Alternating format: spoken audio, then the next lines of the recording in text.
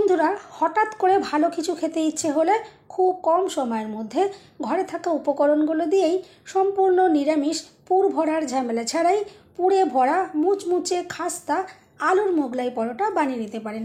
এতটাই টেস্টি, এটা খাওয়ার জন্য কোনো কিছুই লাগবে না, শুধুই খাওয়া যাবে। একদিন বানিয়ে খেলে এরপর রোজই বানাবেন।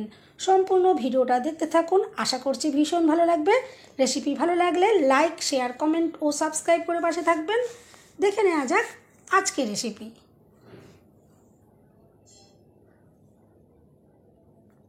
নমস্কার বন্ধুরা, আমি পাপড়ি পদ্মাবতী ফুড ক্রিয়েশনে আপনাদের সবাইকে স্বাগত।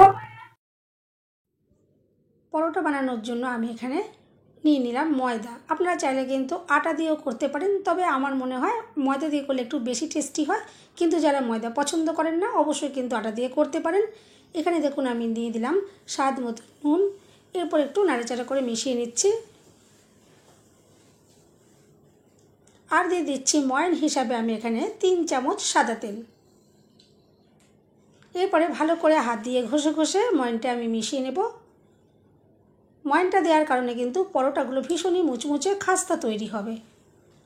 দেখুন এরকম যাতে একটা মুঠো তৈরি হয়, এরকম করে আমি ময়ানটা দিলাম। এতে কিন্তু ভীষণই খাস্তা তৈরি হবে আর পরোটাগুলো খেতে কিন্তু খুবই সুন্দর লাগবে। এরপরে অল্প অল্প জল দিয়ে আমি ময়দা মেখে নেব। দেখুন বারে বারে অল্প অল্প করে জল দিয়ে আমি ময়দাটা মেখে নিচ্ছি। দেখুন ময়দার ডো রেডি করা হয়ে গেছে। আর এখানে আমি খুব শক্ত নয়, আবার কিন্তু খুব নরম নয়, মিডিয়াম করে ময়দার ডোটা আমি রেডি করে নিলাম। আর দেখে বুঝতেই পারছেন ময়দাটা খুবই সুন্দর করে মাখা হয়ে গেছে। এরপর আমি এটা চাপা দিয়ে রেখে দিচ্ছি, ততক্ষণে আলুর পুরটা রেডি করে নিই।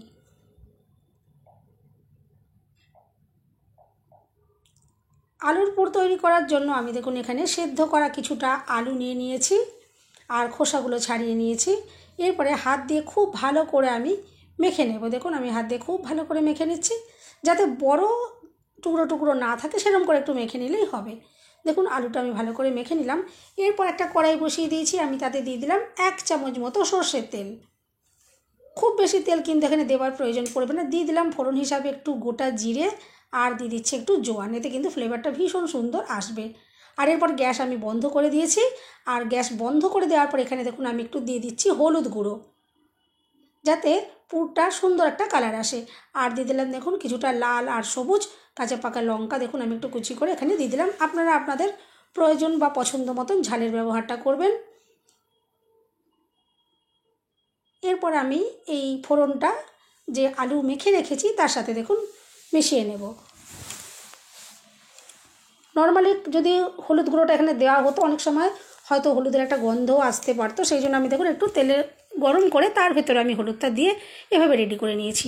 এখানে দেখুন আমি নিয়ে নিয়েছি কিছুটা ধনে আর জিরে। আমি একটু শুকনো কড়াইতে ভেজে নিয়েছিলাম, সেটা দেখুন একটু আধ ভাঙা করে আমি দিয়ে দিলাম। আর দিয়ে দিচ্ছি দেখুন 1 চামচ মতো কসুরি মেথি। অবশ্যই কিন্তু এই কসুরি মেথিটা দিয়ে করার চেষ্টা করবেন, এতে কিন্তু সুন্দর একটা ফ্লেভার আসে। আলুর এই পুরের টেস্ট কিন্তু পুরো বদলে যাবে এই কসুরি মেথির জন্য। আর হাতের কাছে যদি একান্ত না থাকে তাহলে কিন্তু আপনারা এখানে ধনেপাতা দিয়েও করতে পারেন, তবে সেক্ষেত্রে টেস্টটা একটু আলাদা রকম আসবে। আর আমি দেখুন অল্প করে একটু দিয়ে দিয়েছি এখানে গরম মশলার গুঁড়ো। আর দেখুন দিয়ে দিচ্ছি 1 চামচ আমচুর পাউডার। এতে কিন্তু ভীষণ চটপটা একটা স্বাদ আসবে, খেতে কিন্তু খুবই অসাধারণ লাগবে। আর দেখুন দিয়ে দিচ্ছি বিট নুন। আর আমি নর্মাল দেখুন নুন দিয়ে দিলাম। এরপরে ভালো করে মেখে নেব। আমি যে সমস্ত মশলাগুলো এখানে ব্যবহার করলাম, এরকম ধরনের মশলাগুলো আপনারা দিয়ে করার চেষ্টা করবেন, দেখবেন পুর কিন্তু অসাধারণ লাগবে।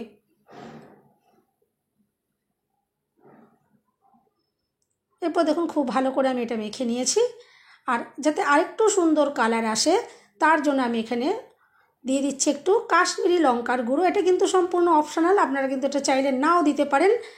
আমি দেখার সৌন্দর্যের জন্য এখানে একটু ব্যবহার করলাম। এতে কিন্তু ঝাল হবে না, শুধু দেখতে সুন্দর লাগবে। এটা কিন্তু আপনারা ঘরোয়াভাবে করলে এটা কিন্তু দেওয়ার কোনো রকমেরই প্রয়োজন পড়বে না। দেখুন আমি ভালো করে মেখে নিয়েছি।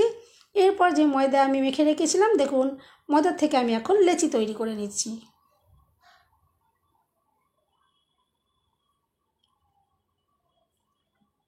লেচিগুলো কিন্তু আপনারা আপনাদের পছন্দ মতন ছোট বড় যেমন খুশি করতে পারেন। আমি এখানে মিডিয়াম করে তৈরি করে নিলাম।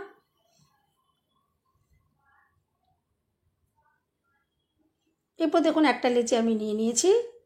আর সামান্য অল্প একটু গুঁড়ো ময়দা দিয়ে আমি এটা বেলে নেব, বেশি কিন্তু ময়দা দেবার দরকার নেই। এটা আমি রুটির মতো করে বেলে নিচ্ছি।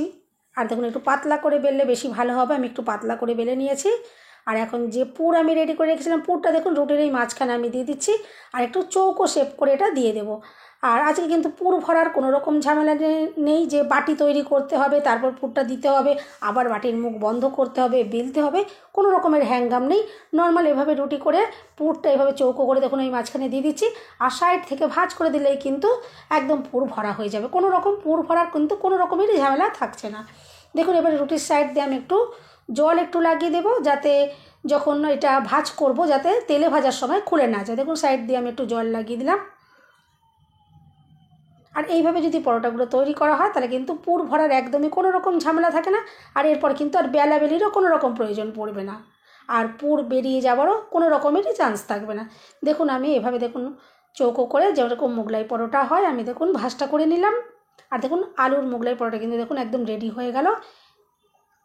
এরপর তেলে ভেজে নিলেই কিন্তু হয়ে যাবে। বন্ধুরা রেসিপিটা ভালো লাগলে একটা লাইক দিতে কিন্তু একদম ভুলবেন না। চ্যানেলটা সাবস্ক্রাইব করে আমার পাশে থাকার অনুরোধ রইল। বেল বাটন ক্লিক করে রাখবেন, আমি যখনই নতুন ভিডিও আপলোড করব সঙ্গে সঙ্গে নোটিফিকেশান সবার আগে আপনি পেয়ে যাবেন। এরপর দেখুন কিছুটা সাদা তেল আমি গরম করে নিচ্ছি, একটু বেশি করে আমি দেখুন একটু তেল দিয়েছি, একদম ডুবো তেলে ভেজে নেবো, এতে কিন্তু ভীষণ সুন্দর খাস্তা তৈরি হবে। আপনারা চাইলে কিন্তু স্যালো ফ্রাইও করে নিতে পারেন। আর এরপর দেখুন ওপর থেকে আমি একটু তেলগুলো দিয়ে দিচ্ছি যাতে ওপর সাইডটাও খুব তাড়াতাড়ি ভাজা হয়ে যায়।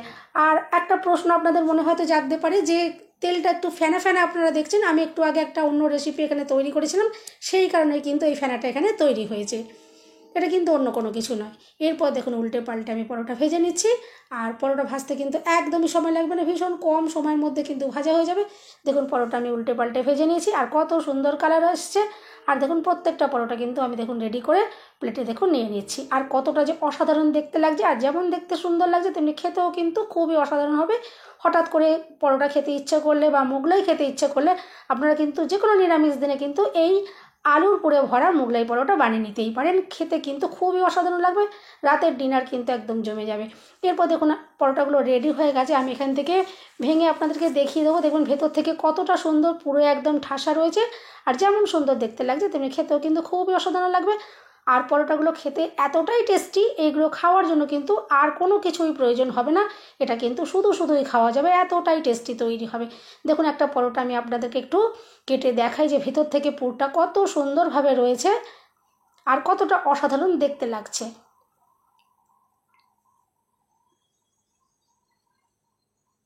দেখুন আমি কেটে নিলাম, আর দেখে বুঝতেই পারছেন যে কত সুন্দর পুরে একদম দেখুন ঠাসা রয়েছে। এভাবে কিন্তু আপনারা অবশ্যই একবার ট্রাই করে দেখতে পারেন। আমি আশা করছি আজকের রেসিপি কিন্তু আপনাদের খুবই ভালো লাগবে। বন্ধুরা রেসিপিটা ভালো লাগলে একটা লাইক দিতে কিন্তু একদম ভুলবেন না। চ্যানেলটা সাবস্ক্রাইব করে আমার পাশে থাকার অনুরোধ রইল। সবাই সুস্থ থাকবেন, ভালো থাকবেন। দেখা হবে নেক্সট ভিডিওতে। ভিডিওটা শেষ পর্যন্ত দেখার জন্য সবাইকে রইল অসংখ্য ধন্যবাদ। আর দেখে তো বুঝতেই পারছেন যে কতটা দুর্দান্ত দেখতে লাগছে।